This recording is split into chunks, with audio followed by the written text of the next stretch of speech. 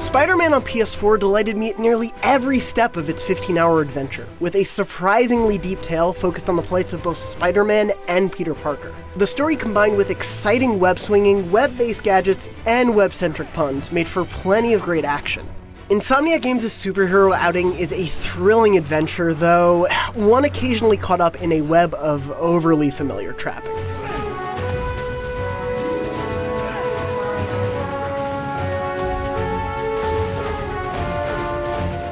At its core, Insomniac Games' adventure strives to make you feel like Spider-Man, and thankfully, it succeeds at nearly every swing across Manhattan's rooftops. Swinging around feels quite simply spectacular. There is definitely a small learning curve, but after learning the basics, it becomes nearly effortless to make Spider-Man look graceful in every swing, leap, and lunge. And man, does it feel good to find the right mix of leaping, swinging, web-zipping, and wall running. I've spent hours just webbing around the city and diving off the tops of the Empire State Building or Avengers Tower, enjoying the open city without actually completing tasks. That feeling of fluid movement only really falters in boss battles. Insomniac throws in some big and exciting fights and set pieces full of tense action, and a few harmless quick-time events, of course. But the story's biggest boss battles are both front and back-loaded, leaving the middle of the story sort of devoid of huge bouts. That pacing feels off, especially when the first couple of boss battles begin to feel like somewhat repetitive pattern recognition. So thankfully, outside of boss battles, Spider-Man offers up a satisfying, varied combat system, though it takes a little longer than I would have preferred for it to show its depth. Spider-Man's mix of gadgets, attacks, and dodges made me feel like I always had control of a battle, and I loved improvising mid-fight with new equipment and moves. Insomniac is known for its wacky arsenals in series like Ratchet & Clank, so it's no surprise Spidey's gadgets are a blast to use. Throwing a trip mine at an enemy to web-stick them to the environment, or, even better, another baddie, is endlessly enjoyable. And discovering how best to deploy web bombs and spider drones in the many stealthy Batman Arkham Asylum-like scenarios is a methodical thrill. Adding to that variety is Spider-Man's wardrobe, a portable closet of unlockable Spidey suits, each with their own power. Each power can be used independently of the suit once it's unlocked, which is a godsend. That said, I largely relied on the first couple of suit powers for almost the entire campaign. The power to fill out your focus meter for special finishers or to restore health was so useful, I didn't want to give it up, and I never felt like the world actually encouraged me to use the other powers. I much more often swapped out the useful suit mods to adapt to specific side challenges more than I ever used different suit powers. Spider-Man's New York is an absolute blast to swing around, in part thanks to how gorgeous the shiny skyscrapers of the city look, particularly on a PS4 Pro, and because of how the Avengers-like theme music swells at just the right moments.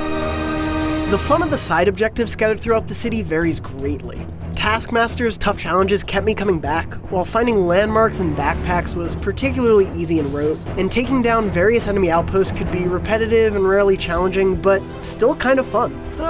Anyone want to surrender? No? The brilliance of what the world could have been can be seen in a handful of side missions.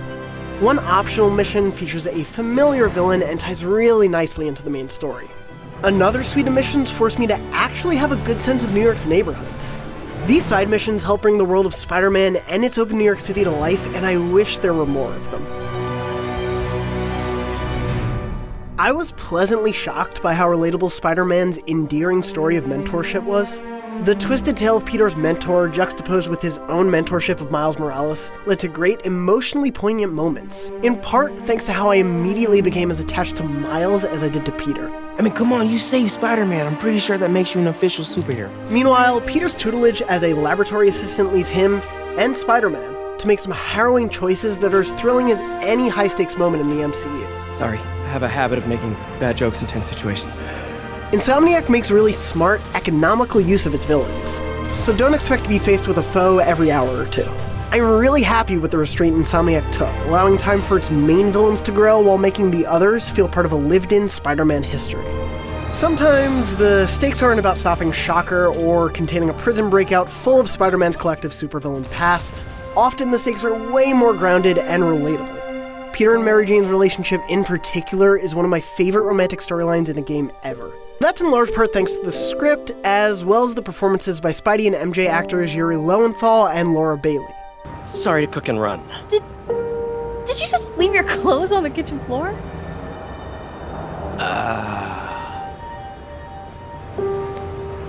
Peter worrying about his text to MJ being misinterpreted is as realistic a nod to modern dating as I could think of, and watching the pair navigate their complicated history and try to figure out what future they may actually have, if any, was just as thrilling to experience as Peter's more heroic endeavors. Why did you ask me here, Pete? You know, just dinner between friends. Friends.